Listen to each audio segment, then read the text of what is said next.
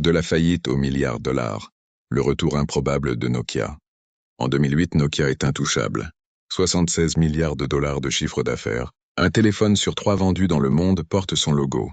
Puis en 2007, un homme monte sur scène. Steve Jobs, et l'iPhone change les règles du jeu. Chez Nokia, on sourit. Trop cher, trop fragile. Trop gadget.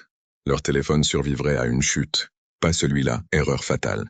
Le marché bascule vers le smartphone tactile.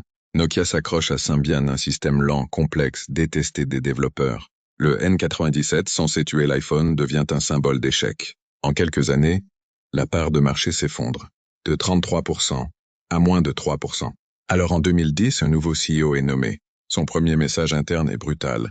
Nokia est sur une plateforme en feu. Le discours fuite.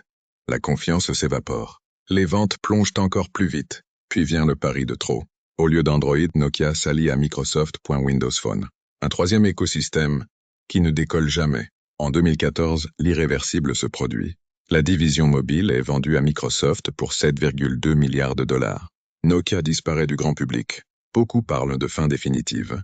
Mais pendant que tout le monde regarde les téléphones, une autre branche survit en silence.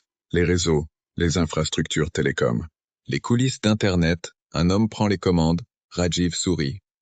Pas de coup d'éclat, juste une stratégie froide, méthodique. Nokia coupe les coûts, rassure les actionnaires, se retire du combat grand public. Puis il mise tout sur une vague. La 5G en 2015, Nokia frappe fort.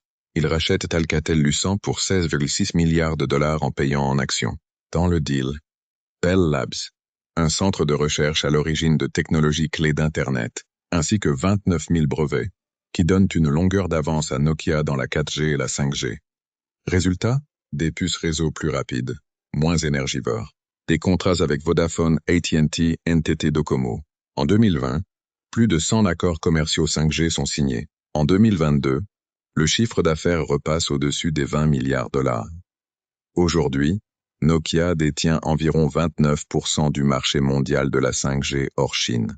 Nokia n'a pas gagné la guerre des smartphones, mais il a gagné celle de l'infrastructure.